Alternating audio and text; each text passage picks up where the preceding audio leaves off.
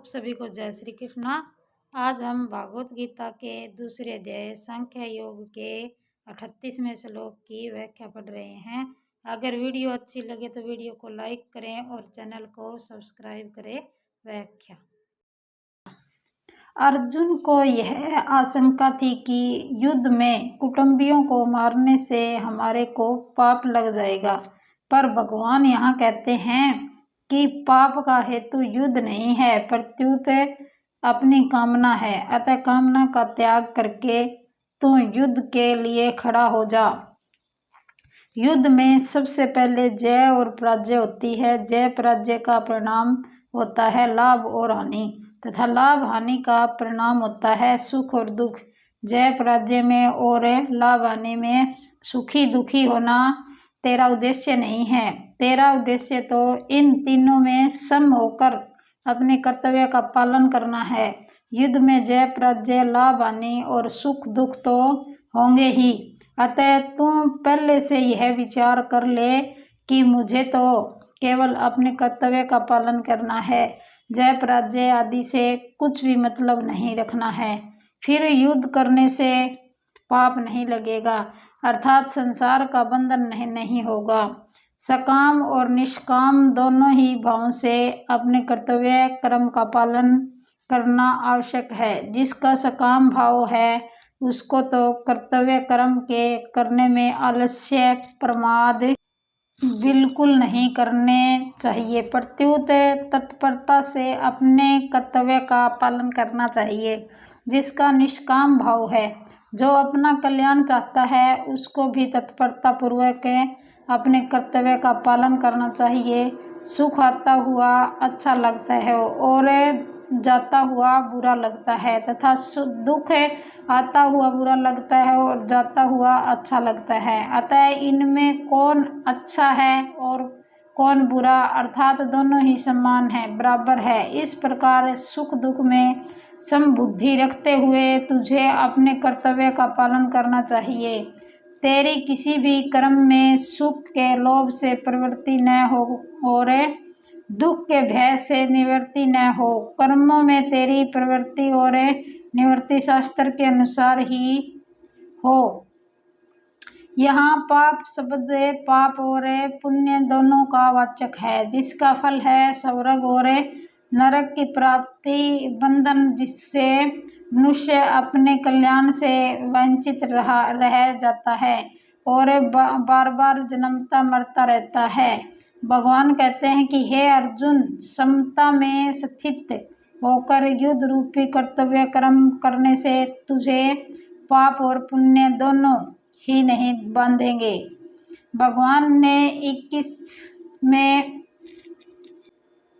31वें श्लोक से 38वें श्लोक तक के 8 श्लोकों में कई विचित्र भाव प्रकट किए हैं। जैसे किसी को व्याख्यान देना हो और किसी को विषय को समझाना हो, तो भगवान इस 8 श्लोकों को में उसकी कला बताते हैं। जैसे कर्तव्य कर्म करना और कर्तव्य न करना, ऐसे विधि निषेध का व्याख्यान देना हो तो उसमें पहले विधि का, बीच में निषेध का और अंत में फिर विधि का वर्णन करके व्याख्यान समाप्त करना चाहिए। भगवान ने भी यहाँ पहले 31वें 32वें 2 श्लोकों में कर्तव्य कर्म करने से लाभ का वर्णन किया। फिर बीच में 33वें 36वें तक के 4 श्लोकों में कर्तव्य कर्म न करने से हानि का वर्णन किया और अंत में 37वें 38वें 2 श्लोकों में कर्तव्य कर्म करने से लाभ का वर्णन करके कर्तव्य कर्म करने की आज्ञा दी। पहले अध्याय में अर्जुन ने अपनी दृष्टि से जो दलीलें दी थी, उनका भगवान ने इन 8 श्लोकों में समाधान किया है। जैसे अर्जुन कहते हैं, मैं युद्ध करने में कल्याण नहीं देखता हूँ, तो भगवान कहते हैं कि क्षत्रिय के लिए धर्म में युद्ध से बढ़कर दूसरा कोई कल्याण का साधन नहीं है। अर्जुन कहते हैं, युद्ध करके हम सुखी कैसे होंगे। पहले अध्याय का 37वां श्लोक। तो भगवान कहते हैं जिन क्षत्रियों को ऐसा युद्ध मिल जाता है वे ही क्षत्रिय सुखी हैं। अर्जुन कहते हैं युद्ध के परिणाम में नरक की प्राप्ति होगी। तो भगवान कहते हैं युद्ध करने से स्वर्ग की प्राप्ति होगी। अर्जुन कहते हैं युद्ध करने से पाप लगेगा। तो भगवान कहते हैं युद्ध न करने से पाप लगेगा। अर्जुन कहते हैं युद्ध करने से परिणाम में धर्म का नाश होगा। तो भगवान कहते हैं युद्ध न करने से धर्म का नाश होगा। अर्जुन का यह आग्रह था कि युद्ध रूपी घोर कर्म को छोड़कर भिक्षा से निर्वाह करना मेरे लिए श्रेयस्कर है। तो उनको भगवान ने युद्ध करने की आज्ञा दी और उद्धव जी के मन में भगवान के साथ रहने की इच्छा थी। तो उनको भगवान ने उत्तराखंड में जाकर तप करने की आज्ञा दी। इसका तात्पर्य यह हुआ कि अपने मन का आग्रह छोड़कर बिना कल्याण नहीं होता। वह आग्रह चाहे किसी रीति का हो पर वह उद्धार नहीं होने देता।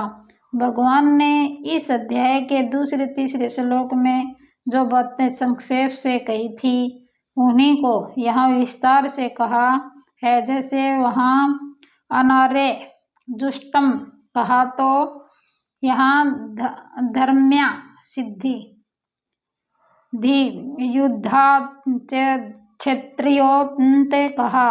वहाँ सर्वज्ञम कहा तो यहाँ स्वर्गद्वारम पावित्रम कहा। वहाँ अकीर्तिकरम कहा तो यहाँ अकीर्ति चापी भूतानी कथयिन संति तेवयाम कहा। वहाँ युद्ध के लिए आज्ञा दी तो वहाँ आज्ञा यहाँ देते हैं ततो युद्धाय युत्सव परिशिष्ट भाव।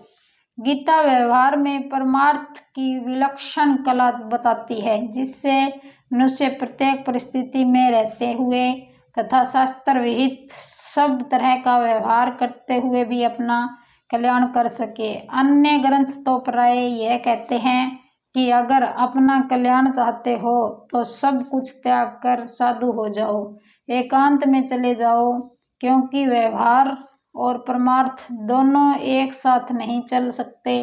परंतु गीता कहती है कि आप जहाँ हैं, जिस मत को मानते हैं, जिस सिद्धांत को मानते हैं, जिस धर्म संप्रदाय वर्णन आश्रम आदि को मानते हैं, उसी को मानते हुए गीता के अनुसार चलो तो कल्याण हो जाएगा। एकांत में रहकर वर्षों तक साधना करने पर ऋषि मुनियों को जिस तत्व की प्राप्ति होती है थी उसी तत्व की प्राप्ति गीता के अनुसार व्यवहार करते हुए हो जाएगी।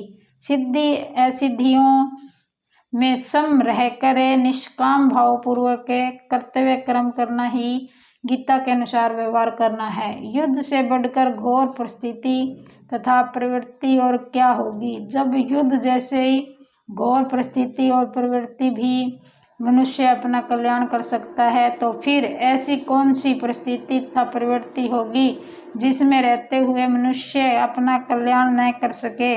गीता के अनुसार एकांत में आसन लगाकर ध्यान करने से भी कल्याण हो सकता है और युद्ध करने से भी कल्याण हो सकता है। अर्जुन न तो स्वर्ग चाहते थे और न राज्य चाहते थे, वे केवल युद्ध से होने वाले पाप से बचना चाहते थे। इसलिए भगवान मानो यह कहते हैं कि अगर तू स्वर्ग और राज्य नहीं चाहता पर पाप से बचना चाहता है तो युद्ध रूप कर्तव्य को समता पूर्वक कर, फिर तुझे पाप नहीं लगेगा। कारण कि पाप लगने में हेतु युद्ध नहीं है, विषमता, कामना, स्वार्थ, अहंकार है। युद्ध तो तेरा कर्तव्य है, कर्तव्य न करने से और अकर्तव्य करने से ही पाप लगता है।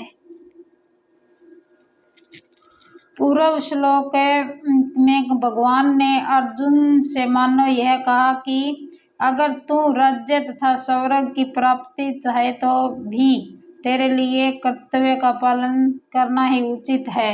और इस श्लोक में मानो यह कहते हैं कि अगर तू राज्य तथा स्वर्ग की प्राप्ति न चाहे तो भी तेरे लिए समता पूर्वक कर्तव्य का पालन करना ही उचित है।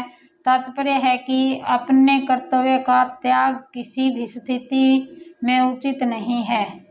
संबंध पूर्व श्लोक में भगवान ने जिस समता की बात कही है, आगे के 2 श्लोकों में उसी को सुनने के लिए आज्ञा देते हुए उसकी महिमा का वर्णन करते हैं।